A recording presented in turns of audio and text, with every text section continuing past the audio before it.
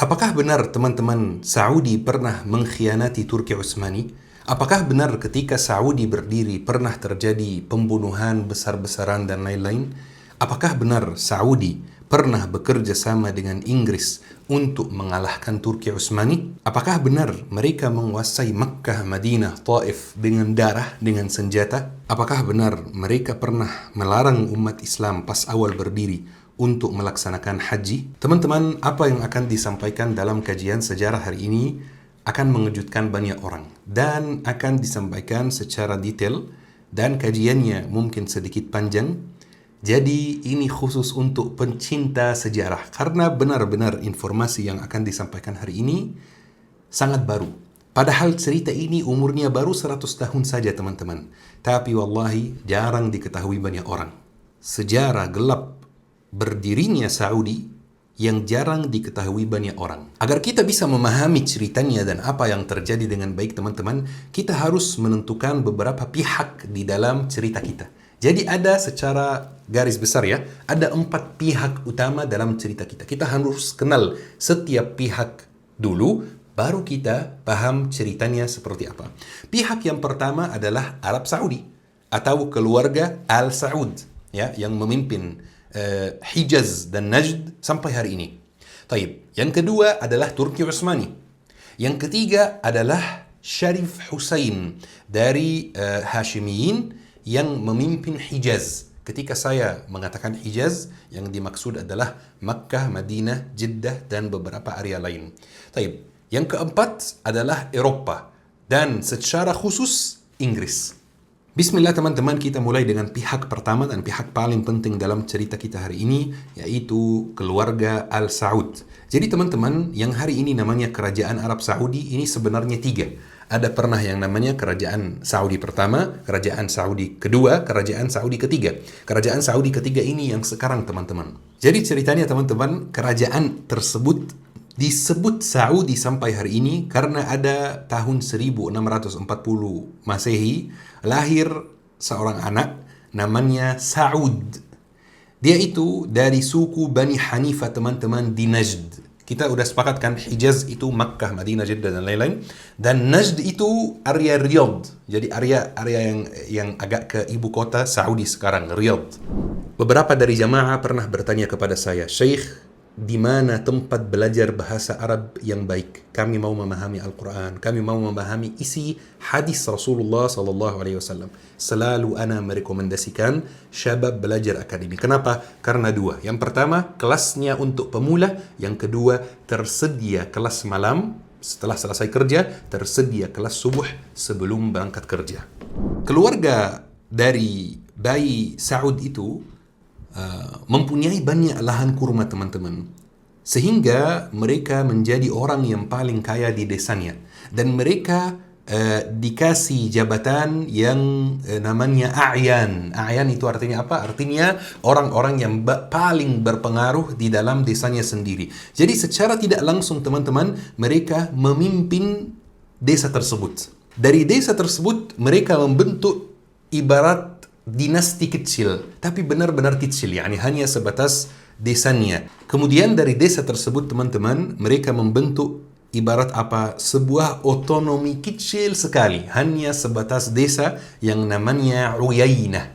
Kemudian mereka pindah ke desa lain namanya Ad-Dir'iyah, dan mereka memimpin warga beberapa desa sekitar juga, mengurus urusannya, memperhatikan mereka dan lain-lain. Mereka di Najd. Najd itu teman-teman, secara umum yang paling kuat di Najd waktu itu dinasti namanya dinasti Al-Rashid yang pro Turki Utsmani. Jadi di bawah Turki Utsmani. Sampai datang satu anak dari keluarga ini, anak Saud yang saya sebut tadi itu, namanya Muhammad bin Saud. Dia yang memimpin beberapa desa yang kita sebut namanya tadi itu teman-teman. Dan dia mulai punya cita-cita yang sangat besar. Cita-cita untuk meluaskan dinastinya yang kecil ini dan mengambil beberapa area lain dan menjadi benar-benar raja yang besar. Dia mendirikan sebuah dinasti yang muncul tanda-tanda negara di sana. Jadi ada administrasinya, ada yang lain. Jadi benar-benar kelihatan bahwa ini dinasti, bukan hanya satu keluarga yang memimpin beberapa desa kecil. Dia terkenal bahwa dia pintar dari segi militer, dari segi ekonomi, dan bahkan lebih kuat dari ayahnya, yaitu Saud. Dan ini yang disebut teman-teman dengan kerajaan Saudi pertama. Waktu itu teman-teman, area Najd itu, di mana ada kerajaan Saudi pertama dan di mana ada dinasti Al-Rashid itu area di bawah Turki Utsmani. Dan Turki Utsmani itu pemahamannya Sufi Maturidi teman-teman. Dan Sufi itu banyak aliran. Ada Sufi yang lurus, yang sesuai sunnah. Ada Sufi yang menyimpang teman-teman, yang agak berlebihan. Jadi di zaman itu teman-teman muncul satu ulama yang sangat terkenal sampai waktu kita hari ini, namanya Muhammad bin Abd al-Wahhab. Muhammad bin Abdul Wahhab adalah ulama bermazhab Hambali, muncul di era yang sama dengan Muhammad bin Saud, pemimpin pertama kerajaan Saudi pertama ini teman-teman. Mereka di satu era, satu waktu. Muhammad bin Saud muncul satu ide di otaknya, bahwa ini adalah kesempatan yang paling tepat untuk menguasai area Najd secara total, mengambil area-area yang dikuasai oleh Ar-Rashid yang pro-Turki Utsmani, mengambil area-area yang dikuasai oleh orang-orang Sufi. Maka Muhammad bin Saud mulai mendekatkan dirinya kepada Syekh Muhammad bin Abdul Wahhab dan mulai membangun narasi di hadapan Syekh Muhammad bin Abdul Wahhab bahwa tujuan dia adalah memurnikan akidah Islam yang ada di Jazirah Arab, tujuan dia adalah mengusir Sufi yang menyimpang. Dan tujuan dia adalah mengembalikan Jazirah Arab ke ajaran yang benar, yang menurut dia ajaran salafus salih. Dan betul, Syekh Muhammad bin Abdul Wahhab setujui narasi tersebut dan mereka bekerja sama, mereka berkolaborasi dan terbentuk dua kubu teman-teman. Ada kubu militer dan kubu agama. Kubu militer di tangan Muhammad bin Saud dan kubu agama di tangan Syekh Muhammad bin Abdul Wahhab. Orang Arab waktu itu teman-teman punya sebuah tradisi, khususnya orang Arab Badui, orang Arab yang tinggal di gurun pasir, punya sebuah tradisi yang sebenarnya dilarang dalam Islam. Namanya tradisi Al-Ghazw wal-Mughalaba. Ini perlu kita pahami dengan baik. Al-Ghazw wal-Mughalaba artinya menyerang dan menguasai dengan kekuatan. Jadi kalau misalnya ada sebuah suku, sebuah desa yang merasa dirinya sudah sangat kuat, dalam tradisi Arab Badui waktu itu tidak ada salahnya sama sekali desa ini menyerangi desa sebelah dan mengambil rumah-rumahnya dan mengambil harta mereka. Kenapa tidak ada salahnya menurut mereka? Karena seandainya desa sebelah merasa kuat, maka desa sebelah pasti akan menyerangi mereka.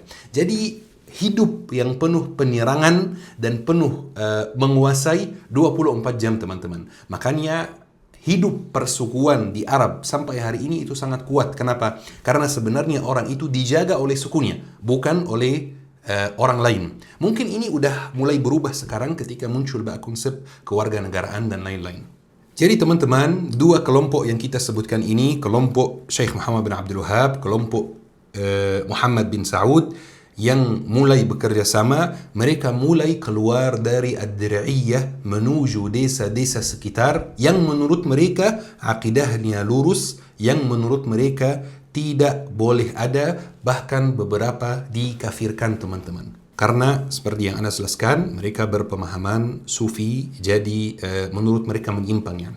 Dan mereka mulai menyerangi desa-desa sekitar dengan satu konsep, yaitu desa ini kebanyakan warganya sesat, dan beberapa dari mereka yang kafir menyembah kuburan, dan kami harus mengembalikan ajaran akidahnya untuk ajaran yang murni dan menghancurkan makam-makam dan mengambil harta mereka. Kenapa mengambil harta mereka? Karena ada satu tradisi Arab yang saya sebutkan tadi yang namanya Al-Ghazw wal-Mughalabah. Jadi agak aneh teman-teman. Kalau memang tujuannya adalah meluruskan akidah, padahal belum tentu akidahnya menyimpang. Yani ini kesimpulan salah juga. Kalau memang tujuannya meluruskan akidah, ngapain hartanya diambil?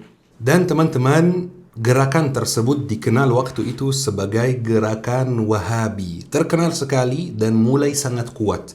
Dan ana tahu bahwa ada beberapa dari teman-teman kita, saudara-saudara kita dari kelompok tertentu yang tidak suka dengan kata Wahabi, teman-teman. Tetapi demi Allah, ini adalah sebutan istilah yang dipakai dalam buku sejarah untuk mendeskripsikan era tersebut. Ini bukan istilah buatan ana. Bahkan kakak Syekh Muhammad bin Abdul Wahab sendiri, kakak kandungnya, mengarang sebuah buku yang sebenarnya awalnya bukan buku, awalnya surat-surat yang dia kirim kepada adiknya Muhammad bin Abdul Wahab untuk mencegah dia dari pemikiran yang seperti itu, yaitu menyesatkan semua orang dan mengkafirkan beberapa orang, menirangi orang, mengambil hartanya dan lain-lain. Kemudian surat-surat ini dijadikan satu buku yang judulnya As-Sawa'iq Al-Ilahiyyah fi Radd 'ala Al-Wahabiyyah, petir-petir ilahi dalam membantah kaum Wahabi. Ya, itu ada dalam sejarah, teman-teman. Beberapa bilang buku ini tidak sah dinisbatkan ke Syekh Sulaiman bin Abdul Wahab, kakaknya Syekh Muhammad bin Abdul Wahab, tapi kemungkinan besar ini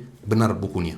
Bahkan teman-teman, ada ulama sebesar Ibnu Abidin yang pernah mengkritik Syekh Muhammad bin Abdul Wahab. Ana kutip dari kitabnya langsung, ini bukan kata ana. Ibnu Abidin mengatakan, "Kama waqa'a fi zamanina min atba'i Abdul Wahhab alladhina kharaju min Najd وتغلبوا على الحرمين وكانوا ينتحلون مذهب الحنابلة لكنهم اعتقدوا أنهم مسلمون وأن من خالف اعتقادهم مشركون واستباحوا بذلك قتل أهل السنة وقتل علمائهم حتى كسر الله تعالى شوكتهم وخرب بلادهم." Mungkin ke depan teman-teman Anda tidak perlu baca bahasa Arabnya ya, supaya lebih cepat. Baik, beliau mengatakan, sebagaimana yang terjadi di zaman kami terhadap para pengikut Muhammad bin Abdul Wahhab yang keluar dari Najd dan menguasai dua tanah suci. Ini nanti kemudian. Sampai detik ini dalam alur cerita kita, mereka belum menguasai Makkah dan Madinah. Taib, mereka mengklaim menganut mazhab Hambali, tetapi mereka meyakini bahwa hanya mereka lah yang muslim, dan siapa saja yang menyelisihi keyakinan mereka dianggap musyrik. Karena itu, mereka menghalalkan darah ahlul sunnah dan membunuh para ulama mereka hingga Allah Ta'ala mematahkan kekuatan mereka dan menghancurkan negeri-negeri mereka. Itu nanti akan terjadi juga. Belum sampai di alur cerita kita. Kemudian teman-teman, As-Sawi juga, ulama sebesar As-Sawi, pernah mengkritik pemikiran tersebut di dalam kitabnya Hasyiat As-Sawi 'ala Al-Jalalain yang sangat terkenal. Beliau mengatakan, Al-Khawarij hum firqa bi ardil Hijaz yuqalu lahumul Wahabiyyah. Khawarij adalah sebuah sekti di wilayah Hijaz yang disebut dengan sebutan Wahabi. Jadi teman-teman, berkat tradisi Al-Ghazw wal-Mughalabah ini menyerangi dan menguasai dengan kekuatan, kerajaan pertama Saudi membesar dan bahkan mereka berhasil masuk sampai Iraq. Mereka berhasil masuk sampai Najaf dan Karbala. Dan mereka mulai menghancurkan makam-makam Syiah yang ada di sana, karena Najaf dan Karbala itu kebanyakan orang Syiah, dan mereka bahkan membunuh orang-orang Syiah. Sufi aja kadang-kadang dianggap kafir, apalagi dengan Syiah.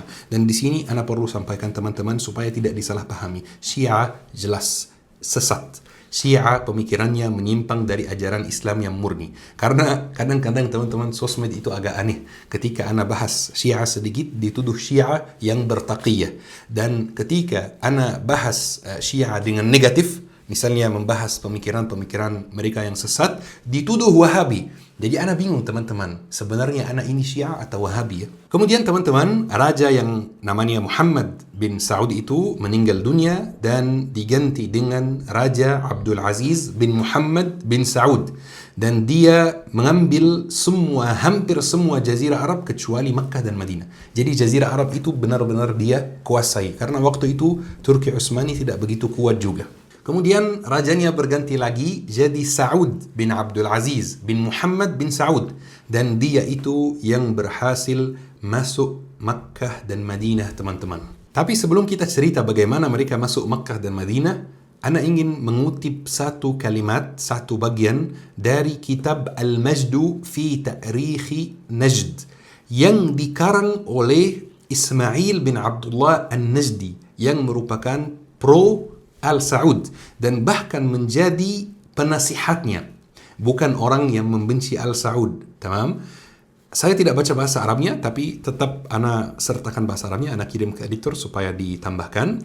Ketika mereka itu maksudnya yaitu pasukan Saudi, Ketika mereka menyerbu tempat yang dikenal dengan Al-Ataqah, mereka membunuh 10 orang dari penduduknya, termasuk Al-Qurawi dan anak-anaknya. Al-Qurawi itu merupakan amir wilayah Al-Ataqah itu yang dilantik oleh Turki Utsmani. Mereka mengambil perabotan rumah penduduk dan kaum muslimin dan merampas 80 ekor unta dari mereka. Kemudian Saud bergerak bersama pasukan muslimin menuju wilayah Al-Ahsa. Lihat teman-teman, bersama pasukan muslimin. Karena dalam pemikiran mereka hanya mereka yang muslimin, yang lain enggak. Harusnya dengan pasukannya, atau harusnya dengan pasukan tentaranya, atau apa. Tapi biasanya di buku yang menceritakan era ini, pasukan muslimin. Karena mereka itu merasa Islam yang sebenarnya ada di mereka itu ya. Taib. Saat mereka tiba di kota Hurmah pada malam hari dalam keadaan penduduknya sedang terlelap, mereka mengepung kota itu. Ketika azan fajar dikumandangkan dengan seruan hayya 'alas shalah, pemimpin pasukannya memerintahkan setiap pemilik senapan senjata untuk menembakkan isinya secara serentak. Maka mereka menembakkan pelurunya secara bersamaan hingga kota itu pun berguncang bersama penduduknya. Akibatnya sebagian wanita hamil mengalami keguguran dan penduduk pun menjadi sangat ketakutan. Ini sudah biasa, ini buat pasukan tersebut masih normal teman-teman. Tetapi mereka sampai Makkah dan Madinah di bawah kepemimpinan Saud di tahun 1803 Masehi. Makkah dan Madinah waktu itu teman-teman dikuasai oleh Turki Utsmani. Sebelum Saud masuk, masih dikuasai Turki Utsmani, khususnya oleh Sultan Salim ketiga. Jadi ketika Saud masuk Makkah dan Madinah, dia langsung mengirim sebuah surat kepada Sultan Salim. Suratnya isinya begini teman-teman. Dari Saud kepada Salim. Biasanya ini tidak pakai protokol diplomasi teman-teman. Harusnya ada pembukaan dan lain-lain. Enggak. Kalau dia dari Saud kepada Salim langsung ya. Amma ba'du. Aku telah memasuki Makkah dan telah menghancurkan segala hal yang menyerupai berhala di dalamnya. Menurutnya ya. Serta menghapuskan pajak-pajak yang ada. Aku juga telah menetapkan qadi atau hakim yang engkau telah lantik. Engkau harus mencegah wali Damaskus dan wali Kairo untuk datang membawa mahmal. Mahmal itu unta-unta yang membawa kiswah Ka'bah. Tabuhan genderang dan seruling ke tanah suci ini, karena semua itu tidak ada sangkut pautnya dengan agama. Jadi teman-teman, Sultan Salim ketiga langsung kirim surat kepada Muhammad Ali Basha di Mesir, wali Mesir, gubernur Mesir waktu itu, untuk berangkat ke Jazirah Arab dan menghabisi dakwah Wahabiyah tersebut. Jadi Muhammad Ali Basha mengirim anaknya Ibrahim ke Jazirah Arab untuk memerangi pasukan Saud, dan ini terkenal di dalam sejarah dengan Al-Harb Didd Al-Wahabiyah, perang melawan Wahabi. Ini namanya dalam sejarah, bukan nama karangan anak. Dan dalam waktu yang tidak panjang teman-teman, tahun 1818, saat raja terakhir kerajaan Saudi pertama pemimpin, yaitu Raja Abdullah bin Saud, kerajaannya runtuh dan Makkah dan Madinah dikembalikan ke tangan Turki Utsmani, dan Abdullah bin Saud itu dibawa ke Istanbul dan dieksekusi di sana. Ini teman-teman namanya kerajaan Saudi pertama. Jatuh tahun 1818. Kemudian teman-teman di tahun 1824, hanya 6 tahun setelah kerajaan Saudi pertama jatuh, ada satu orang dari keluarga Saud yang namanya Imam Turki. Sebenarnya namanya bukan imam, namanya Turki. Tetapi dia memberi diri sendiri gelar imam, supaya membuat perpaduan antara kekuasaan agama dan kekuasaan politik. Namanya Turki. Turki itu membangun kerajaan Saudi kedua dan memindahkan ibu kotanya dari Dir'iyah ke Riyadh. ibu kota Saudi sampai hari ini, teman-teman. Tetapi di kerajaan Saudi kedua ini tidak ada banyak peristiwa penting. Walaupun lumayan lama, 69 tahun. Tetapi akhirnya dinasti Al-Rashid berhasil masuk kota Riyadh dan membunuh rajanya dan meruntuhkan atau menjatuhkan kerajaan Saudi kedua. Saya ingatkan teman-teman, Al-Rashid itu yang menguasai area yang paling besar di Najd, dan Al-Rashid itu di bawah Turki Utsmani. Tapi teman-teman, beberapa tahun kemudian terbentuk kerajaan Saudi ketiga. Ini kerajaan yang masih berdiri sampai hari ini. Terbentuk tahun 1902 oleh seorang raja yang namanya Abdul Aziz Al Saud, Raja Arab Saudi pertama. Dan dia membawa 40 prajurit ke kota Riyadh, ibu kotanya, dan dia berhasil untuk mengusir Al-Rashid dari sana dan membangun kerajaan Saudi ketiga. Walaupun teman-teman, Abdul Aziz Al Saud itu yang kita tahu tentang dia di dalam sejarah bahwa dia tidak bisa baca tulis, tetapi secara politik dia bisa membaca peta politik, yakni sangat pintar. Dan ini bukan pujian sama sekali, karena nanti apa yang dia akan lakukan itu tidak bisa dipuji sama sekali, teman-teman. Tapi faktanya dia pintar soal politik, soal diplomasi, soal ekonomi. Hal pertama yang dia lakukan, teman-teman, setelah memimpin, dia membangun dua pasukan. Pasukan pertama disebut dengan pasukan Bedwi atau pasukan Ikhwan Man Ata'a Allah, saudaranya orang yang nurut taat kepada Allah. Ini namanya. Dan ini terdiri dari orang-orang yang tinggal di gurun pasir, orang-orang Badawi, teman-teman. Ini pasukan yang pemikirannya mengikuti Syekh Muhammad bin Abdul Wahab yang disebut waktu itu Wahabiyah. Taib, pasukan yang kedua disebut sebagai pasukan jihad, dan ini isinya orang-orang yang hidup di kota, bukan hidup di gurun pasir, orang Badawi. Ini dua pasukan milik Abdul Aziz Al Saud. Kemudian teman-teman, kita ini baru bahas pihak pertama. Jangan bosan teman-teman, ceritanya agak panjang sedikit. Kita bahas pihak yang kedua. Pihak kedua, pihak ketiga, pihak keempat agak singkat karena memang bukan peran utama di dalam kajian sejarah kita hari ini. Pihak kedua adalah Turki Utsmani, teman-teman. Di zaman Abdul Aziz Al Saud itu, teman-teman, Turki Utsmani sudah sangat lemah. Sudah tidak sekuat dulu. Sudah tidak benar-benar berkuasa seperti dulu. Tahun 1876 Masehi dilantik Sultan Abdul Hamid kedua. Dan ini bisa dikatakan Sultan Turki Utsmani yang paling kuat, yang terakhir. Setelahnya semuanya sultan yang tidak kuat. Ini sultan kuat terakhir, teman-teman.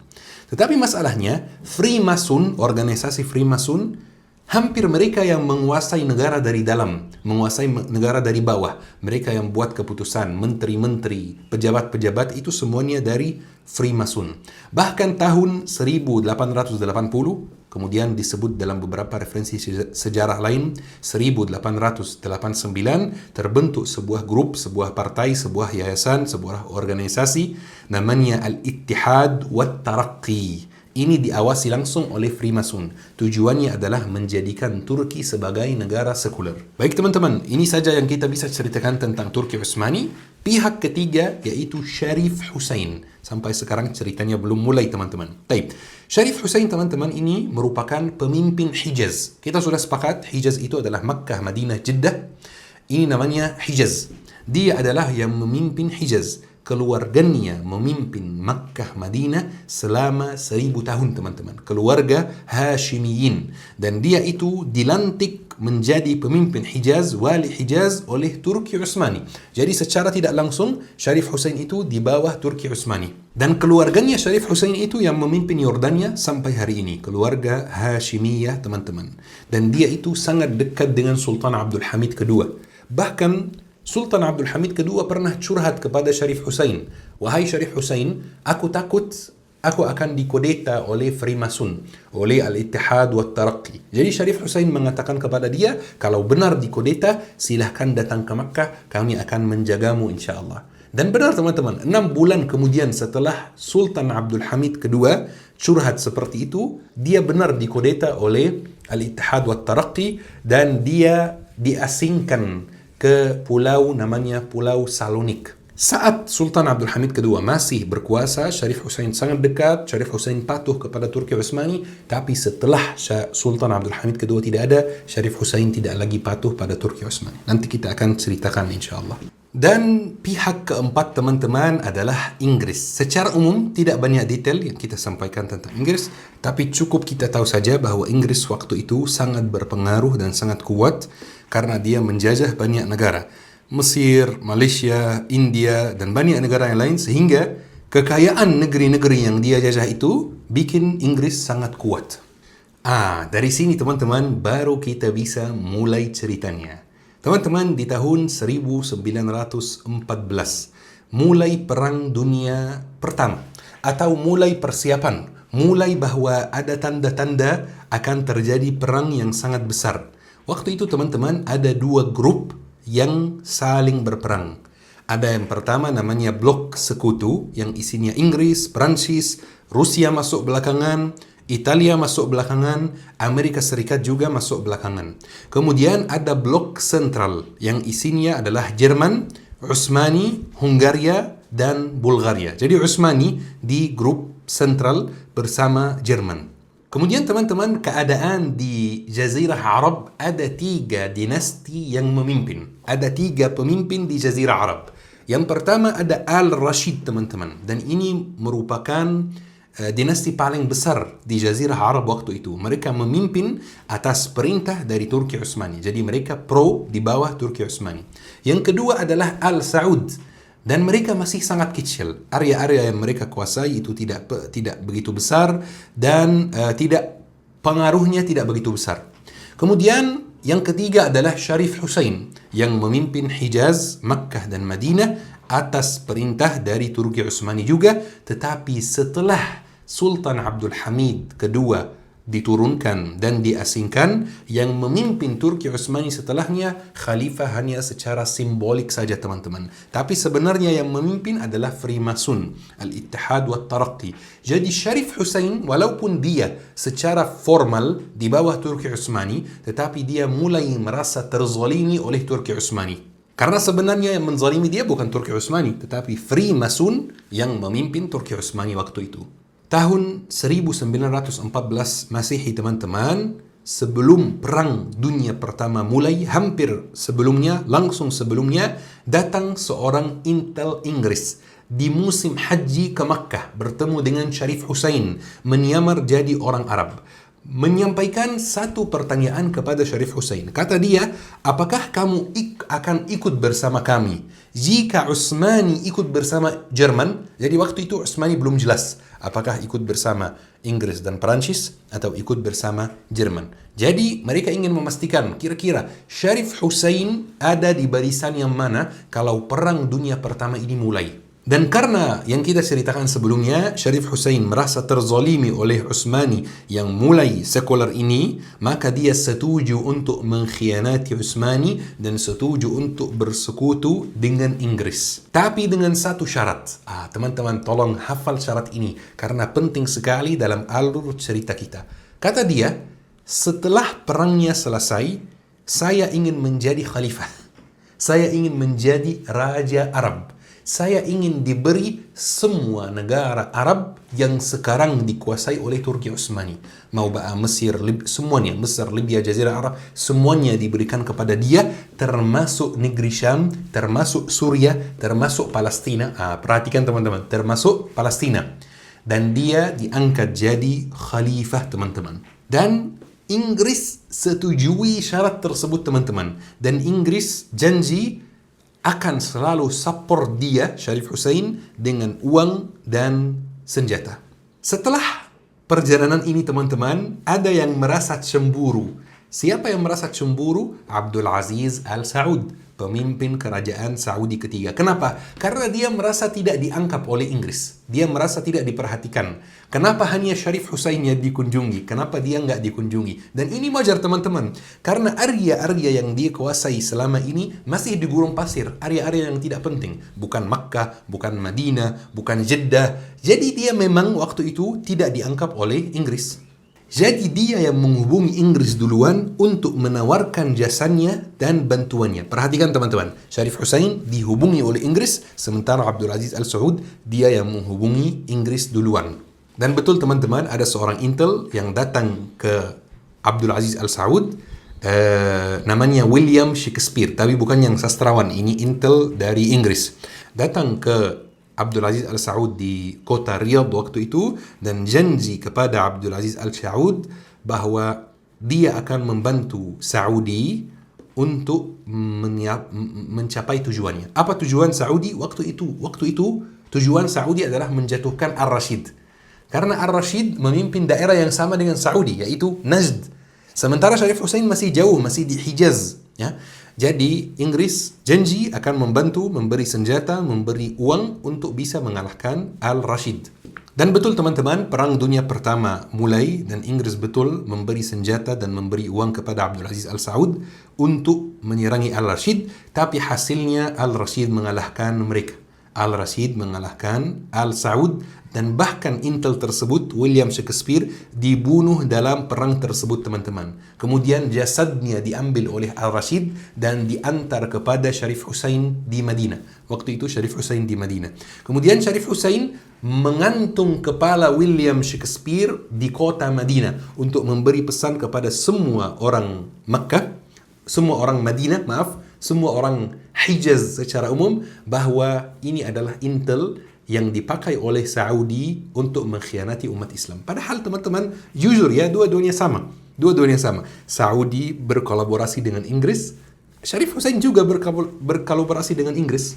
Dan teman-teman, tahun 1916 Masehi, Syarif Hussein memutuskan untuk mulai yang namanya Revolusi Arab.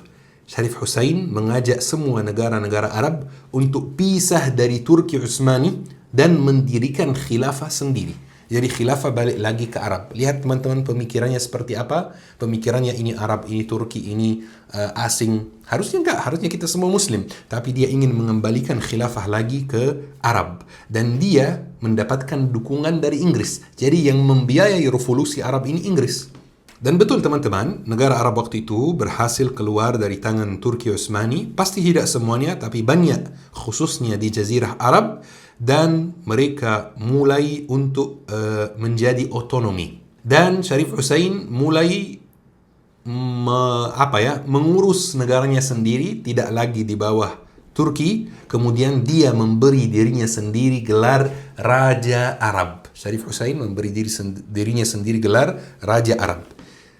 Gelar tersebut teman-teman bikin Abdul Aziz Al Saud sangat marah teman-teman. Karena dia pengen dapat gelar tersebut.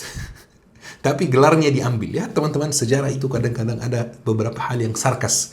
Beberapa hal yang sulit dipercaya. Tapi seperti ini sejarah.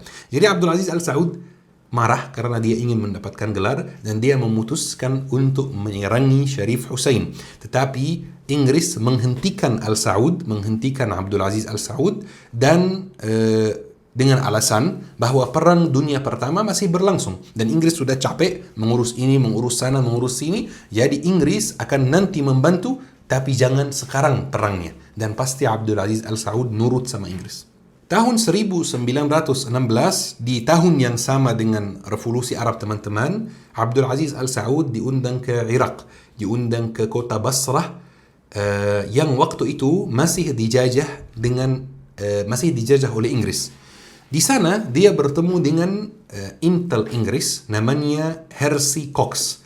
Dia awalnya intel tapi sekarang menjadi pemimpin area Irak yang dijajah oleh Inggris. Kemudian Abdul Aziz Al Saud mengeluh kepada Hersey Cox, bahwa harusnya Syarif Hussein tidak bisa begitu memberi dirinya gelar Raja Arab, dan bahwa dia ingin menyerangi Al-Rashid karena dia merasa lebih berhak memimpin Najd. Dan di sana teman-teman, Hersey Cox janji kepada Abdul Aziz Al Saud bahwa Inggris akan full membantu Al Saud untuk meluaskan daerah kepemimpinannya, tapi jangan sekarang. Ini kan tahun 1916, Perang Dunia Pertama belum selesai. Dan teman-teman, di tahun 1917, Inggris mengirim sebuah intel ke kota Riyadh untuk bertemu dengan Abdul Aziz Al Saud. Namanya John Philby. John Philby itu nantinya menjadi penasihat Abdul Aziz Al Saud. Tugasnya apa intel tersebut? Tugasnya mengantar gaji bulanan Abdul Aziz Al Saud. Emang Abdul Aziz Al Saud digaji sama Inggris? Iya, benar teman-teman. Abdul Aziz Al Saud waktu itu digaji sama Inggris sebesar 10.000 pon Inggris. Dan teman-teman, Syarif Hussein juga digaji sama Inggris. Tapi berapa? 100.000 pon Inggris. Lihat teman-teman pandangan Inggris terhadap Saud dan Syarif Hussein. Mereka merasa Abdul Aziz Al Saud itu tidak begitu berpengaruh. Makanya dikasih gaji yang kecil tetapi tetap dikuasai ya. Tetapi Syarif Hussein sangat berpengaruh karena menguasai Makkah dan Madinah, kota suci Islam. Dan memang ada janji yang sebelumnya bersama Syarif Hussein, yaitu akan diberikan semua wilayah Arab setelah Perang Dunia Pertama selesai. Maka digaji-gaji yang lebih besar. Kemudian teman-teman, setahun setelahnya, tahun 1918, Inggris dan Perancis tanda tangan sebuah perjanjian yang sangat terkenal dalam sejarah. Mungkin teman-teman pernah dengar perjanjian ini, namanya perjanjian Sykes-Picot. Perjanjian ini membagi wilayah bekas Turki Utsmani antara Inggris dan Perancis. Ini wilayah saya, ini wilayah kamu. Mesir, Inggris, Aljazair, Perancis, dan lain-lain. Walaupun teman-teman tahun 18 ini Turki Utsmani belum runtuh, tetapi mereka mulai mewarisi Turki Utsmani padahal Turki Utsmani masih hidup. Dan teman-teman, mereka berdua sepakat pembagian wilayah kecuali wilayah Palestina. Karena setahun sebelum tahun ini, tahun 17, terjadi yang namanya perjanjian Balfour yang menjanjikan bangsa Yahudi bahwa mereka akan dibantu untuk mendirikan sebuah negara di Palestina. Jadi setelah Perang Dunia selesai, Sykes-Picot datang ke kota Jeddah, bertemu dengan Syarif Hussein. Kan Syarif Hussein yang menguasai Hijaz, menguasai Jeddah, Makkah dan Madinah. Bertemu dengan Syarif Hussein di sana. Untuk apa? Menyuruh Syarif Hussein untuk menyetujui perjanjian Sykes-Picot. Di waktu yang sama teman-teman, Syarif Hussein menagih janji yang dulu. Apa janji yang dulu? Syarif Hussein akan dibantu untuk mendirikan khilafah dan menjadi khalifah. Tapi seperti biasa teman-teman, Inggris mengingkari janji dan mengatakan kepada Syarif Hussein, kalau kamu mau, silahkan ambil semua negara Arab, kamu yang kuasai, kamu yang jadi walinya, kecuali Palestina. Karena Palestina ini sudah kami janjikan kepada orang Yahudi. Tapi Syarif Hussein teman-teman menolak keras. Dia menolak untuk tidak mengambil Palestina. Jadi teman-teman, setelah pertemuan ini, Inggris mulai merasa bahwa Syarif Hussein ini mulai banyak mengganggu, mulai banyak buat ulah menurut mereka. Dan mereka juga mulai merasa bahwa mereka tidak begitu membutuhkan Syarif Hussein. Dan gaji yang mereka berikan kepada Syarif Hussein juga sangat besar. 100.000 pon Inggris setiap bulan. Jadi muncul di otaknya satu ide teman-teman. Bagaimana jika kami menjatuhkan Syarif Hussein dan menaikkan satu orang lagi yang selalu bersedia untuk membantu kami. Yang malah dia sendiri yang menawarkan bantuannya ke kami. Yaitu Abdul Aziz Al Saud teman-teman. Tetapi seperti biasa, orang Inggris itu tenang dan pelan-pelan dan tidak terburu-buru dan benar-benar melangkah kalau sudah yakin. Jadi walaupun idenya muncul di otak Inggris tahun 1918, tapi mereka tidak akan langsung menerapkan ide tersebut. Mereka akan tetap berusaha untuk melunakkan hati Syarif Hussein. Tetapi teman-teman, ketika Abdul Aziz Al Saud mendengar kabar tentang pertemuan yang tegang antara Inggris dan Syarif Hussein, dia mulai merasa, kenapa enggak saya menyerangi Syarif Hussein sekarang aja? Siapa tahu udah jatuh dan saya menguasai semuanya. Jadi dia langsung mengirim pasukannya dan terjadi perang namanya Perang Qurmah. Perang Qurmah ini pasukan Al Saud dan pasukan Syarif Hussein yang dipimpin oleh anak Syarif Hussein sendiri yang namanya Ali bin Al Hussein, dan mereka berperang tetapi Syarif Hussein kalah besar teman-teman sampai dia lari. Dan Inggris di kemudian hari membuat perjanjian damai antara keduanya, antara Syarif Hussein dan antara Abdul Aziz Al Saud. Ini luar biasa teman-teman. Inggris mendanai kedua pihak dan bikin mereka perang dan bikin perjanjian damai antara mereka. Kemudian teman-teman, tahun 1921 Masehi terjadi peristiwa yang sangat penting juga ketika datang seorang yang namanya Lawrence of Arabia. Sangat terkenal dalam sejarah, datang untuk bertemu Syarif Hussein dan memerintahkan Syarif Hussein secara keras untuk menyetujui perjanjian Balfour, yaitu pendirian negara Israel di tanah Palestina, dan menyetujui agar dia ambil semua negara Arab kecuali negeri Syam, kecuali Palestina. Tetapi Syarif Hussein tetap menolak keras dan dia mengatakan bahwa dia tidak akan meninggalkan negeri Syam. Dia ingin mendirikan satu kerajaan, satu khilafah Arab full. Tapi teman-teman, tahun 1922, setahun setelah kejadian ini, Al-Saud berhasil menjatuhkan Al-Rashid. Dan ini teman-teman peristiwa yang sangat penting. Kenapa? Karena Al-Saud yang dulu terlihat sangat kecil, menguasai wilayah-wilayah yang tidak penting di gurun pasir, sekarang mereka menguasai wilayah yang luas sekali di Najd. Dan mulai sekarang di Jazirah Arab hanya ada dua kekuatan saja, Al-Saud dan Syarif Hussein. Al-Rashid sudah tidak ada lagi teman-teman. Dan Al-Saud merasa kuat, mereka mulai menyerangi Syarif Hussein lagi, terjadi beberapa ketegangan dan perang kecil-kecil di area perbatasan, tetapi Inggris mengundang keduanya lagi ke Kuwait untuk mendiskusikan perjanjian damai, tetapi Syarif Hussein tidak datang. 2 tahun setelah kejadian ini teman-teman, tahun 1924, terjadi peristiwa penting lainnya, yaitu Turki Utsmani runtuh secara resmi teman-teman. Secara resmi sudah tidak ada Turki Utsmani. Dan ini peristiwa yang mengoncangkan semua umat Islam. Kenapa? Karena sejak Rasulullah meninggal dunia sampai detik itu selalu ada satu negara yang menaungi seluruh umat Islam. Baru sejak tahun 24 ini tidak ada negara yang menaungi umat Islam. Ketika Turki Utsmani runtuh, Syarif Hussein langsung datang dan memanfaatkan kesempatan.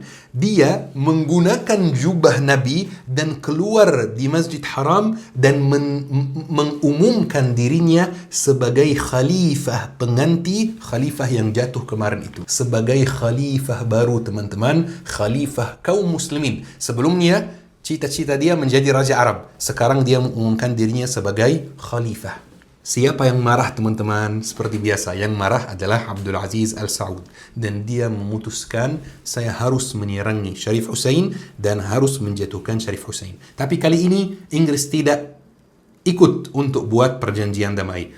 Inggris membiarkan Al-Saud menghabisi Syarif Hussein dan menghabisi warga Makkah, Taif dan Madinah. Dia siapkan kedua pasukannya yang sangat terkenal, yaitu pasukan Ikhwan dan pasukan Jihad, dan mereka pelan-pelan mulai masuk wilayah Syarif Hussein sampai mereka di kota Taif teman-teman. Dan apa yang terjadi di kota Taif wallahi berat sekali untuk diceritakan teman-teman. Karena apa yang terjadi di sana oleh pasukan Abdul Aziz Al-Saud itu pembantaian yang luar biasa terhadap kaum muslimin. Ratusan wanita yang dibunuh, puluhan anak kecil yang dibunuh, puluhan ulama yang dibunuh. Bahkan orang-orang yang bersembunyi di Masjid Ibnu Abbas tetap dibunuh di dalam masjid. Seperti Syekh Abdul Aziz Al-Zawawi, mufti Hijaz, mazhab Syafi'i, dibunuh oleh pasukan Al-Saud.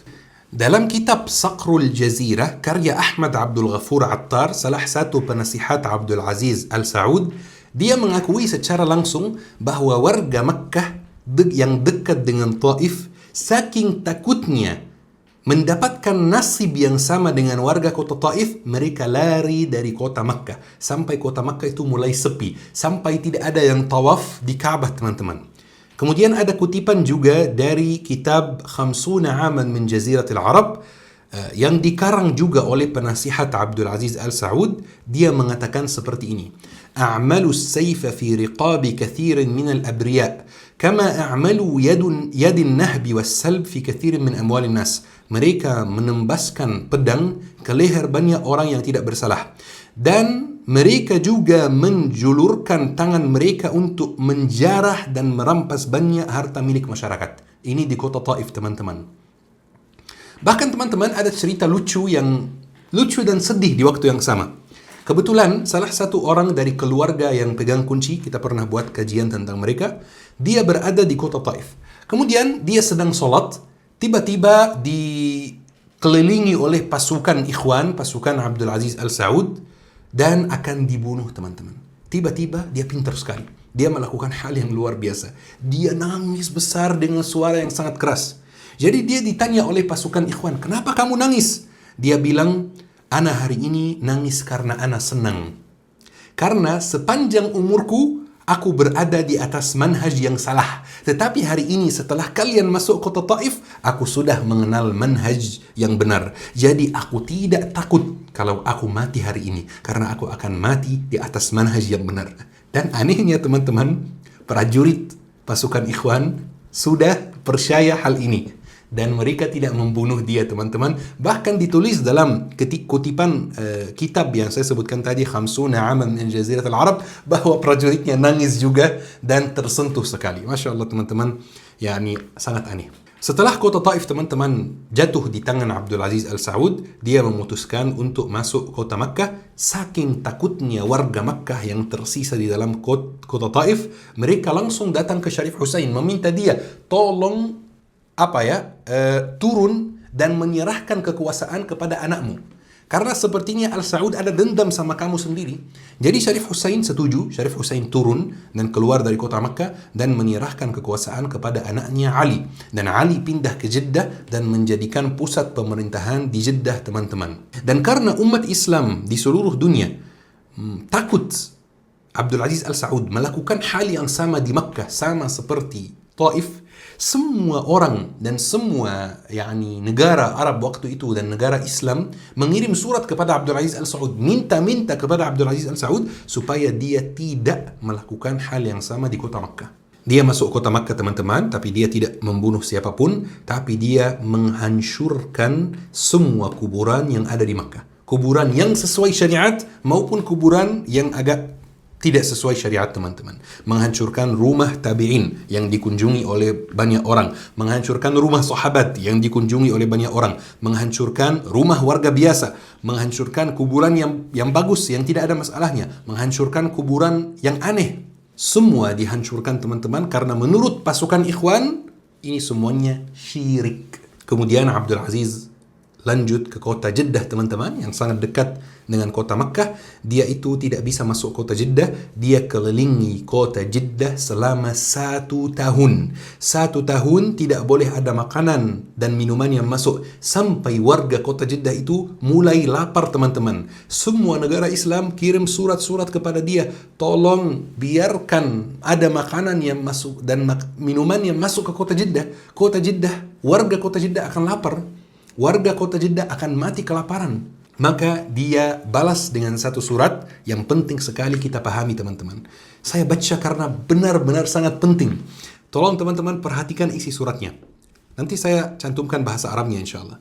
Sesungguhnya penduduk Makkah lebih mengetahui seluk-beluknya. Ini sebuah peribahasa Arab, teman-teman. Inna ahla Makkah adra bi syi'abiha. Baik. Urusan dua tanah haram, Makkah dan Madinah, harus berdasarkan musyawarah di antara kaum muslimin. Masya Allah. Dan tidak boleh ada keputusan atas keduanya yang membahayakan atau merugikan keduanya. Atau merugikan para pemuka dan penduduknya. Kecuali keputusan yang disepakati oleh kaum muslimin dan sesuai dengan syariat. Hijaz adalah milik penduduk Hijaz dari segi pemerintahan dan milik umat Islam dari segi hak-hak mereka atas negeri ini. Kami akan menyelenggarakan referendum menyeluruh untuk memilih pemimpin Hijaz, pemimpin Makkah dan Madinah di bawah pengawasan utusan-utusan dari dunia Islam, dan kami akan menyerahkan amanah yang ada di tangan kami kepada pemimpin itu demi zat yang jiwaku berada di tangannya. Aku tidak ingin menguasai atau memiliki Hijaz. Sesungguhnya Hijaz hanyalah amanah di tanganku sampai penduduk Hijaz memilih gubernur mereka sendiri dari kalangan mereka sendiri yang tunduk kepada umat Islam. Surat ini menjadi saksi bagiku dan atas diriku di hadapan Allah. Dan ini adalah janji dan ikatan yang aku ucapkan. Teman-teman, ada dua hal aneh yang ada di surat ini. Yang pertama, sebelumnya Hijaz ini sudah punya pemimpin. Jadi antum ngapain ke sini? Sudah ada pemimpin yang diridai oleh warga Hijaz. Jadi antum ngapain ke sini? Siapa yang undang ke sini?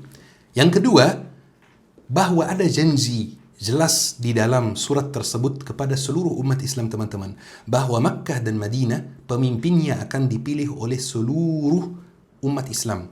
Dan urusan Makkah dan Madinah akan diurus oleh seluruh umat Islam, bukan hanya dari pihak dia, bukan hanya dipimpin oleh Arab Saudi.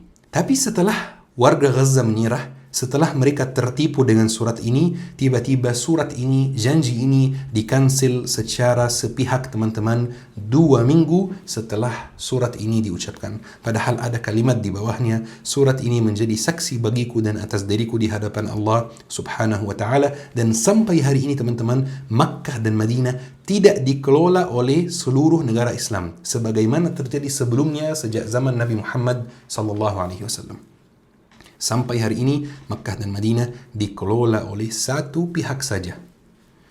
Setelah itu teman-teman, Abdul Aziz Al Saud hampir menguasai seluruh jazirah Arab dan mulai mengelari dirinya dengan Malik Al-Hijaz wa Sultanu Najd wa mulhaqatiha, Raja Hijaz dan Sultan Najd dan negeri-negeri yang sekitarnya. Dan setelah dia mulai memimpin teman-teman, di musim haji berikutnya, seperti biasa dan seperti kebiasaan yang terjadi sejak ratusan tahun, kiswah Ka'bah itu dibuat di Mesir. Banyak yang nggak tahu informasi ini. Sejak ratusan tahun kiswah Ka'bah itu dibuat di Mesir dan dikirim ke Mesir dengan acara yang sangat megah dan acara yang sangat mewah dan meriah. Jadi di musim haji berikutnya, kiswah disiapkan di Mesir dan dikirim ke Hijaz dengan delegasi seperti setiap tahun yang membawa kiswah tersebut. Tapi delegasi ini pas di perbatasan Makkah mau masuk, biasanya jalan kaki delegasi ini. Pas mau masuk dihentikan oleh pasukan Ikhwan dan dibantai secara total teman-teman. Puluhan orang dari delegasi Mesir itu mati syahid, dibantai oleh pasukan Ikhwan. Di waktu yang sama teman-teman, Abdul Aziz Al Saud membuat perjanjian dengan Irak bahawa dia tidak akan meluaskan wilayahnya ke negeri Iraq. Dia tidak akan sentuh negeri Iraq, dia tidak akan masuk negeri Iraq sama sekali. Tapi pasukan Ikhwan yang berpemahaman Wahabi, dan sekali lagi teman-teman, ini bukan istilah yang karangan ana, ini istilah yang dipakai dalam ilmu sejarah. Pasukan Ikhwan marah karena dalam pandangan mereka Iraq itu negeri kekufuran, di mana ada banyak orang Syiah, banyak orang Sufi dan lain-lain, dan tauhid harus ditegakkan di sana.